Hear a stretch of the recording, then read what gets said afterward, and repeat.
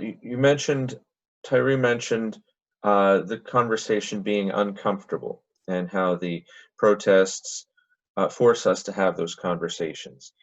Um, and I get the questions I have for both of you.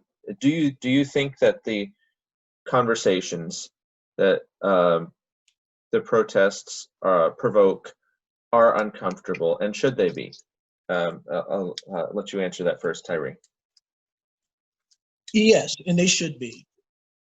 The reason that is because in the beginning of the protests, actually at the beginning of Black Lives Matter, people were asking questions like, why do we need to have that? I don't see, I've had friends who have actually said to me, well, I don't really see what you mean. I don't see what you're talking about. Everything seems equal to me. And I have to have the conversation to explain why I feel that way.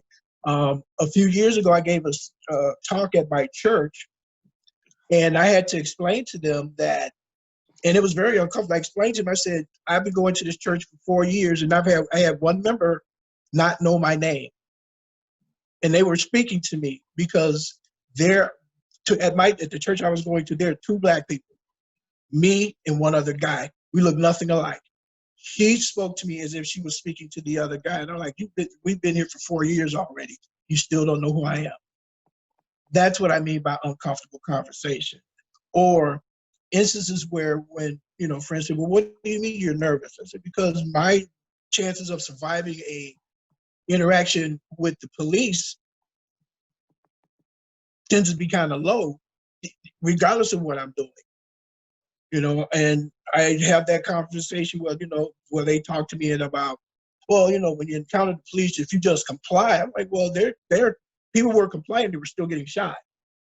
So that's uncomfortable. The relationships between different people are also uncomfortable because it just is.